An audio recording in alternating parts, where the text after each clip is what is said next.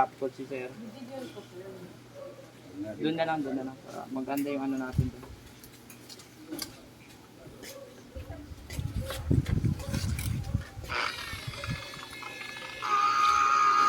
Kakalat yun ang yun.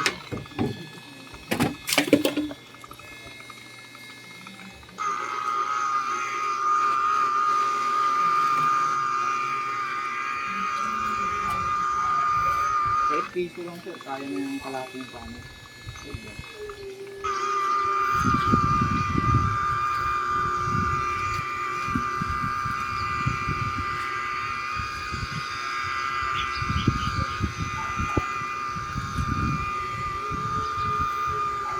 Paano nyo lang malaman ngayon kung wala na yung mga word mark kung hindi tayo gagamit ng Pwede naman natin yung sa cellphone sir. Makikita yun sir. nakikita naman? Makikita natin yung sure mark. Tapos mamaya pag dinaanan ng ganito, mawawala. Gusto mo lang yung mga cellphone.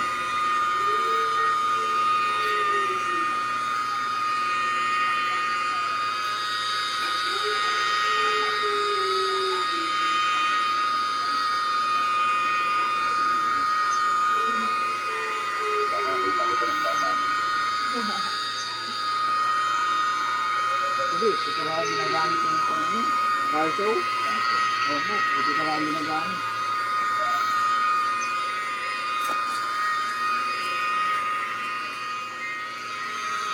Ito na. Hindi mo mawala ito. Ano na yan sir, malalim yan sir. Malalim.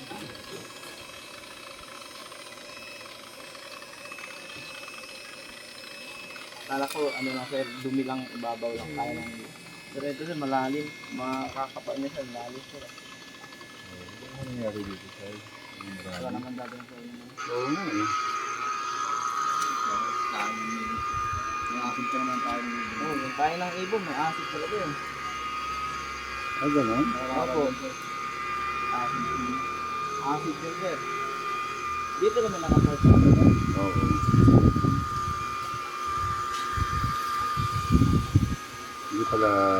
Hindi pala ano ng tayo ng ibon. Mabakat yun sir. Mabakat yun sir. Lalo na pag na ano sir, arawan. Oo. Tatanggal sa pero yung pinagkataon. Ibig sabihin, may ilalim ba yun? Opo sir. Acid kasi yan sir eh.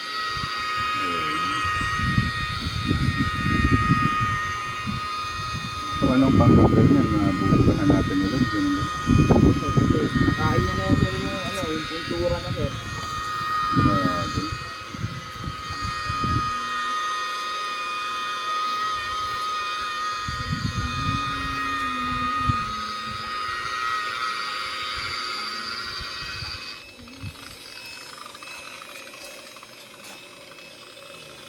Ilalim. Ayun.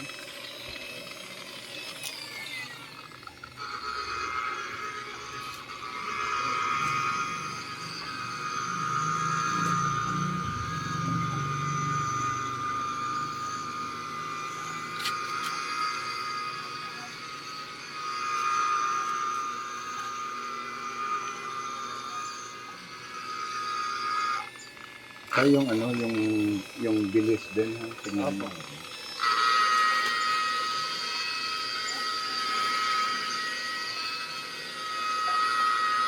Pag pinakain ko lang sir, kahit one mo. Oo, ang ganda.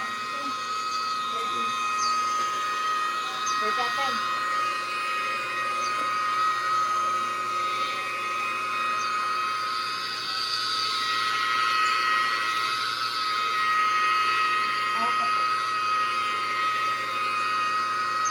Kayo din yung trip sir.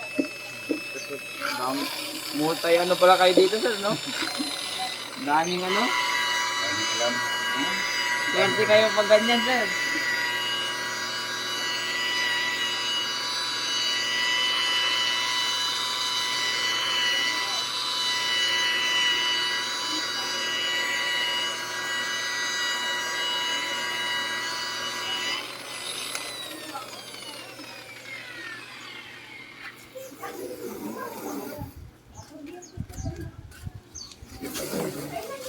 Yung difference, yung masyado, no?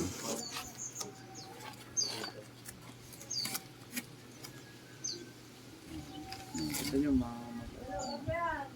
Oo. Wala pang wax to ha. okay. Wala pang wax yan.